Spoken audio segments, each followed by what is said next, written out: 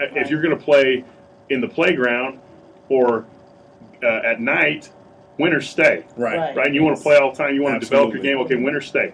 That's not being cultivated anymore. No, or it's as not. much as it used to be. It's not. Well, that's interesting. Let's get Coach Wendell in over there, and as we move forward, I had somebody chime in on our topic earlier, And leave me Tasha, alone we because I forgot AAU.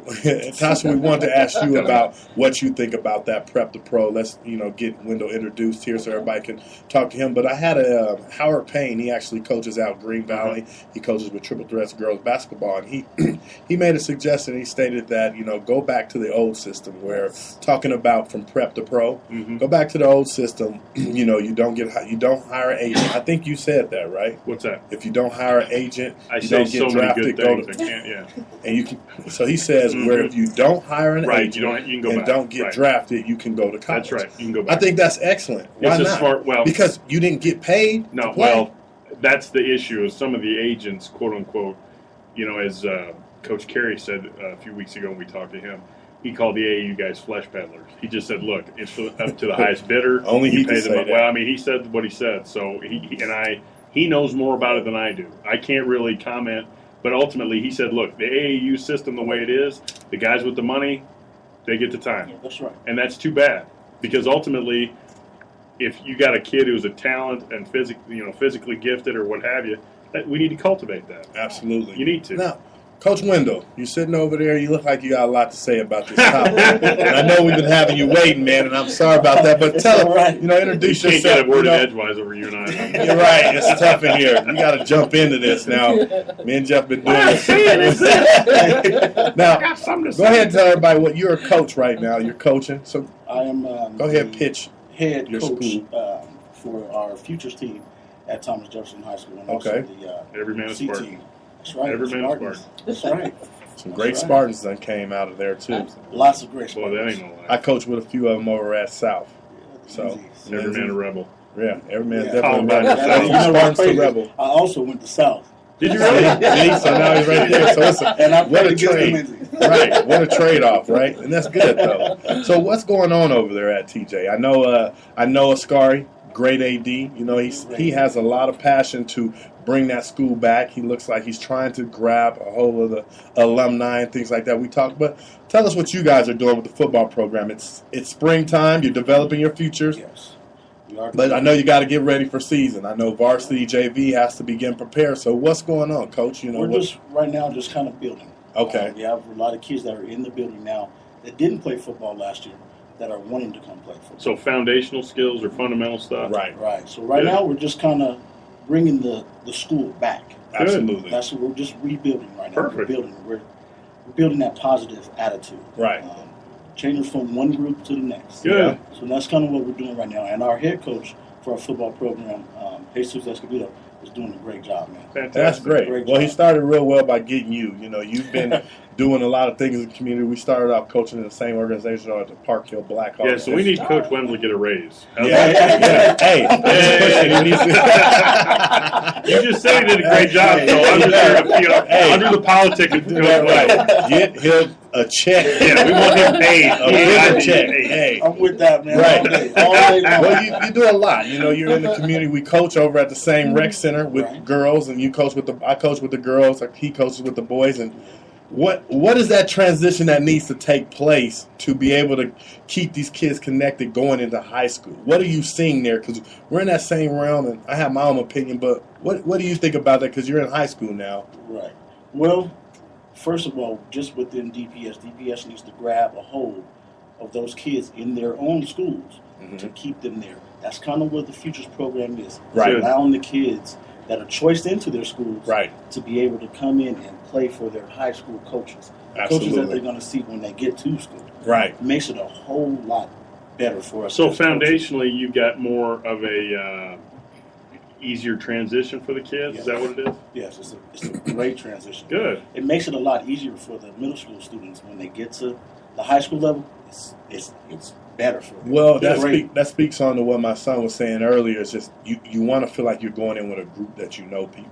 Whether you went to school with them Builds or a you played in a camaraderie sport and- with them, club sport, you don't come in like I don't know nobody. And I think a lot of kids nowadays they have to feel like they're going in with a group. I don't think as many of them can it's do comfortable. that. And Now, it's comfortable. but you didn't have that. I'm sure, Coach, you didn't No. have that. You didn't have that either, Tasha, right? I didn't either. Yeah, because I went out to my first year of high school. I went out to Mullen, and that was kind of like wow. But what am I doing? during the summer, I played, and you started meeting athletes. I had a couple friends that we had, but it wasn't the same. If I would have when I transferred went to East, it was like you right back in your middle school. You knew everybody. You knew who was there. So let's cut to the chase. Prep the program. What is the issue? What do you think? I know with basketball, we can't really debate the topic of football. I mean, to me, it's just. I mean, if someone wants to try it, why not? Give him. Maurice Claret, like we said, he tried it and he failed miserably because of the legalities involved. Absolutely. It was not. He was 19. He was a freshman.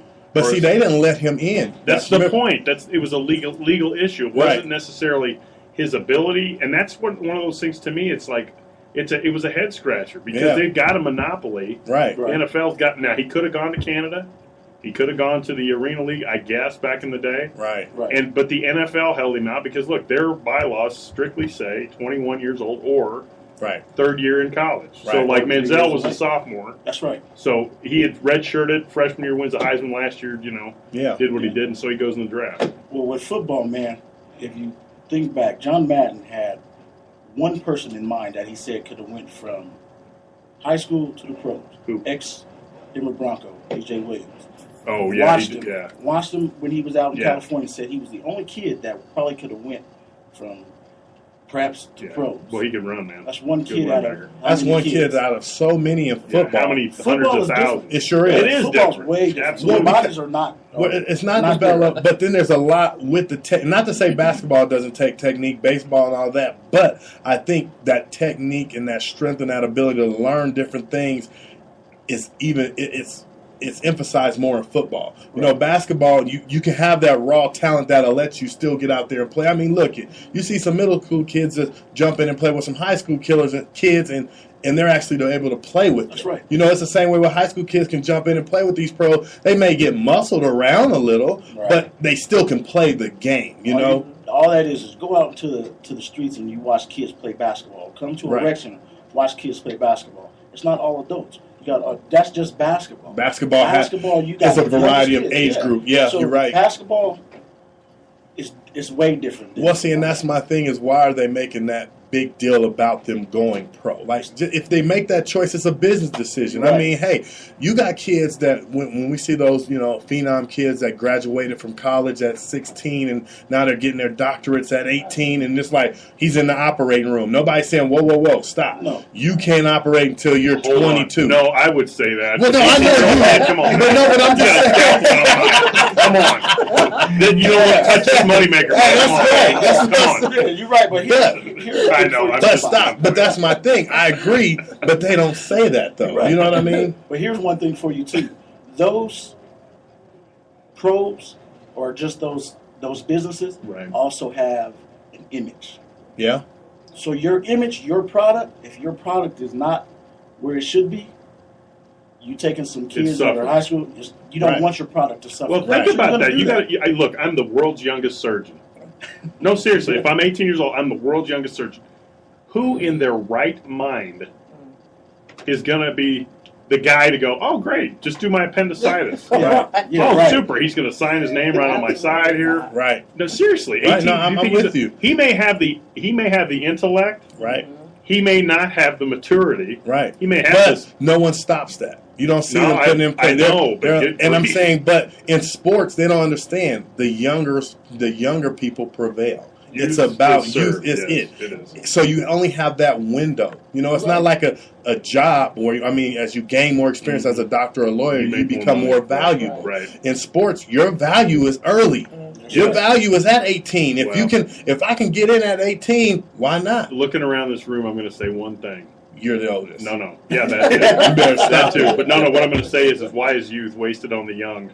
Because now if we knew what we know now back then, we would be all everything. Yeah, most definitely.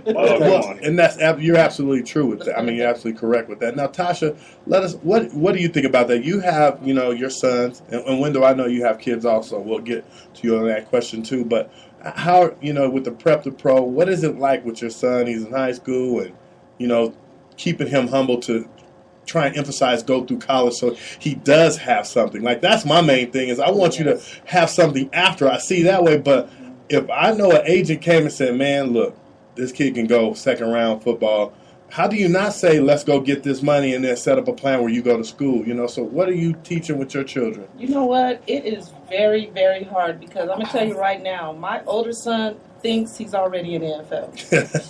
He Confidence. thinks he's in the NFL right now. He's 14 years old. He'll be 15 this year. Confidence. And I can't tell him nothing. So it's really hard. It's really challenging. But what I do try to get him to understand is what happens if you get an injury? Yeah. If you don't have your education or your degree to fall back on, how are you going to be able to still provide for yourself or your family if you get injured?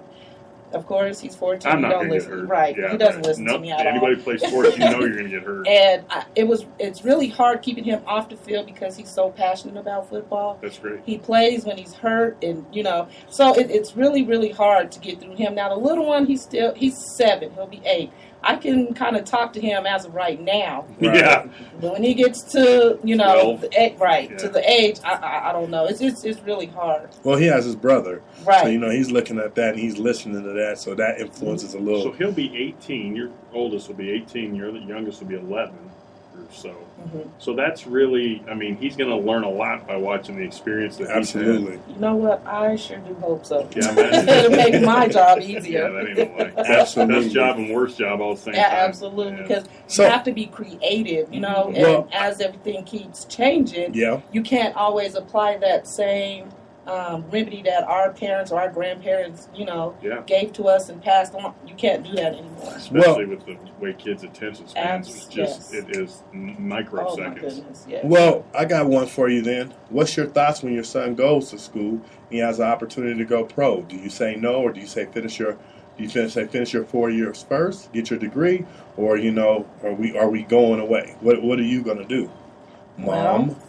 I'm going to take a very deep breath. I'm going to close my eyes. In the back of my head, I want to say go for it. But I am going to encourage him to get his education. Right. Now, I'm on the opposite side of that. Because I feel like, one thing I'm going to do, I'm going to say go get it. And we'll come back and get this school and we'll work out a plan where you're off. Because the university will be there. But utilize it in that same way. It's like, look, your downtime, let's take some online courses. Let's do, because to me, you're doing the same thing. And if I get you to commit to that still, heck, we can go ahead and hire we can hire a tutor and have you in school and help you out through the season. That's the same way you would if you're in college, right? Yeah. So you got to start game planning. Parents need to understand that game plan for that. Don't be scared of that. Utilize your resources. NFL has resources. They have so many resources. I think guys don't use either. And I want to get some NFL, some pros in here or somebody, because I want to know what resources they have that would help kids continue to get that. Well, you know what, though? The reason why I say that is because... I'm not against you on that. I respect you. I think that's great. No, I understand. That's not what you said earlier. I'm going to make fun of her.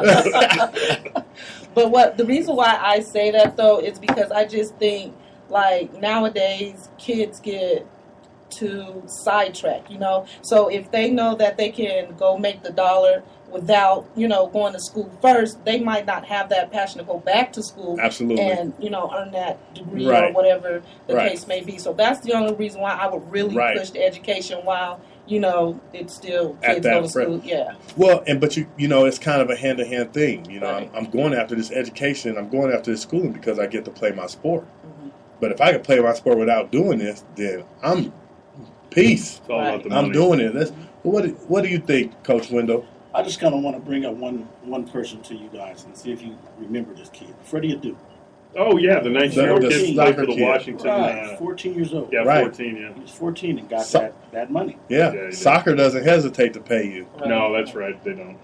big money. And I'm sure he's still getting He's education. still, well, no, he's actually still in the league, I believe. Yeah, But I'm sure he's getting an education somewhere. Different kind of education. No, he has to graduate high school. Yeah, he did. Freddie Duke. Now, he was from Jamaica or from the Bahamas or somewhere in the Caribbean someplace? I think he was from Africa. Yeah, Somewhere in Africa. Are you sure? Country. I think so, yeah. Oh, okay. Well, Pretty I sure. knew his mom. I knew his mom was a very Hey, educated lady. we produce great soccer players, buddy. Is that right? That's right. Better stop.